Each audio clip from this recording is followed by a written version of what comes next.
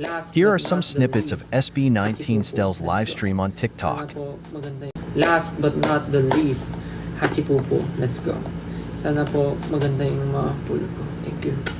3, 2, 1. Hindi ko na siya ginawa ng video content kasi parang ang dami ko na ata magagawa ng video content.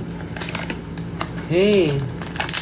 Alam nyo, ang gusto ko dito sa Hachipupo, ang ganda kasi ng plastic ko, yung packaging nito, yung pag-open. Apakaganda, apaka-cute. So, uy, ano to?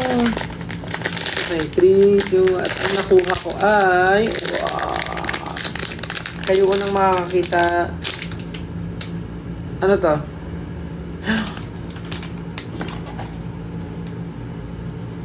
Little tree! Little tree! Oh, yung cute! Galing nga, namamanifest ko yung mga gusto ko. Little tree! Wow, namanifest ko yung little tree. And then, susuotin niya.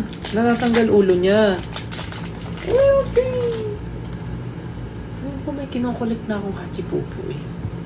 Kaya lang, Hachipupo in my dreams yun.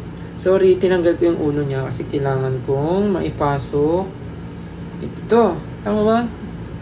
Yun. Ang cute naman!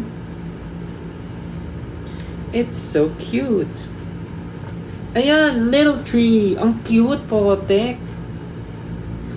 Little tree. Pero pwede mong ipasok. Ay, pwede mong tanggalin din yung tree kung gusto mo. Pero ang cute niya kasi may...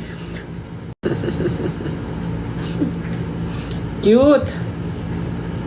So, di-display ko na muna sila. Ang cute naman na itong Hachipupo na to. My God! Si Estel ay budol na budol, mga kaibigan. At wala nang mapaglagyan. Tignan mo naman. Ay, ang cute pala ni Hachipupo. Parang gusto ko siya ikulig.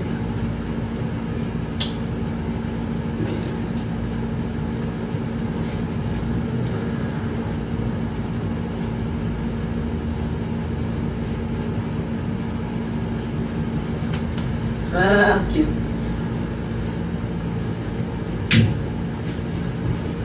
Next time ko na ipapakita sa inyo yung mga collection. Kasi, may tattoo ka? Wala. Wala po akong tattoo. Yun na po yung hindi ko papagawa. Baka mabengbang na ako ng magulang ko.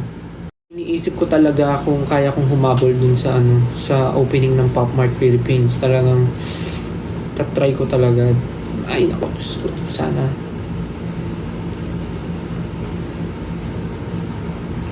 Let's see kung makakapunta ako. Anyways, na-appreciate yung group namin. Maraming salamat. And sa 18 na lagi nandyan for us, maraming salamat po. And sa mga berries dyan na nanonood at nakasupport all the way, thank you. Thank you, berries. Thank you, 18.